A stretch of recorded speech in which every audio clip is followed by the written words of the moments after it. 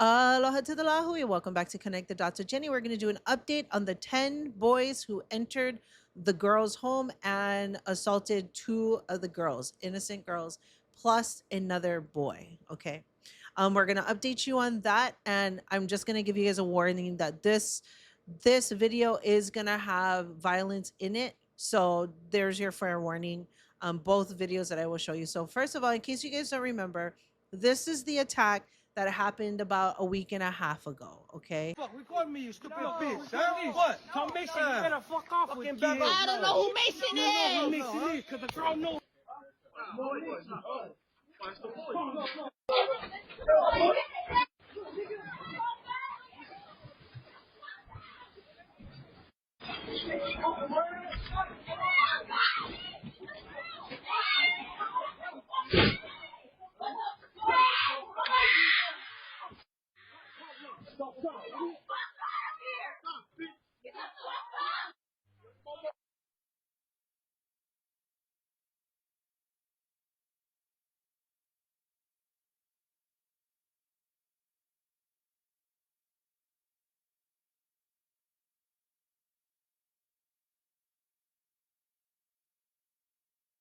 As you can hear, those boys are looking for Mason, okay?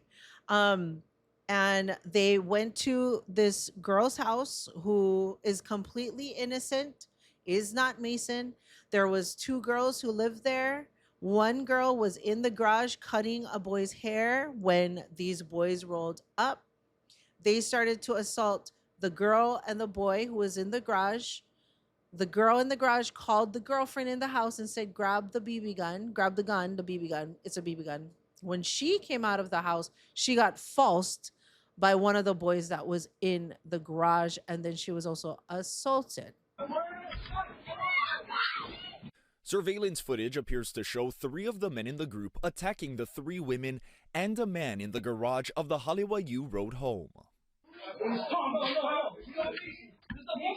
Before she and her friends were beaten, Jasmine Barner Fujishiro says she heard the men making noise as they approached the home.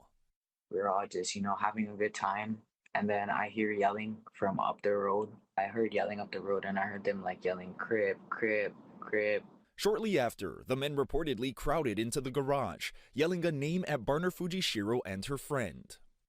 Why, Mason, with their fist balled up already, Mason. And then we just... One of the boys goes, oh, that's the boy, to her friend. And then proceeds to start blasting my friend in the chair. And then everybody else starts chiming in and starts blasting the both of us. Barner Fujishiro's girlfriend, Kaili Po'ayao Keahi'ing, had tried to get a BB gun to try to scare them off, but she says that they started to attack her as well. All of a sudden, you see me on the ground with him on top of me. And then there's two other boys on top of me, and then another boy forces me. It was just a lot. The men eventually leave. The couple and their friends are left with multiple injuries that landed them in the hospital. Had a cut and a hole on my wrist, and it looked kind of broken, and my whole head was swollen. I had two black eyes, busted lip. She has a long cut on her neck. She has a black eye. Her whole face was swollen over here. Maui police confirmed two of the suspects, a 19-year-old man from Kihei and an 18-year-old man from Utah, were later found and arrested for burglary. Their bail was set at $5,000 each. A third suspect, a 26-year-old Kihei man, was also arrested and later released pending further investigation. We don't feel safe at home. I literally spent all night last night watching the camera footage, looking to see if anyone's going to show up at our house again. I don't wish that upon anybody. There was 10 boys in total. They had identified 8 of them. There was 2 more that they were still waiting to identify. Okay, we found out that night, 2 of those boys, 2 boys were arrested for burglary and then released on bail. Okay. Last night, I was sent this video, and this is apparently where the story starts. Okay, so this is the video I'm going to show you is violent. It is a fight. Mason, this is where we finally know who Mason is. Mason fought one of these Tongan boys. Therefore, they later wanted to get back at him, so they were going after the Y side boys. Y is WAI, so Y side. Okay, Wailuku, Wai'ehu, Waihe'e. That's all the Y's. Okay, and so the Kihei boys, which is the Tongan boys, went to the park, and when the Y side boys weren't there, they were looking for Mason. Uh, they came down to that house, which Mason doesn't live there, which those girls were completely innocent. So they went and they assaulted those two girls over there. So this is a video I was sent. I'm going to show you guys right here. Record me, you stupid bitch. Huh? What? Tom Mason, you better fuck off with me. You something I thought you should know. You's a fuck nigga. Straight up, you got pussy nigga problems. Show me.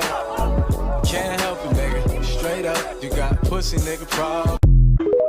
So in that video, that is Mason beating up one of the other boys. Okay.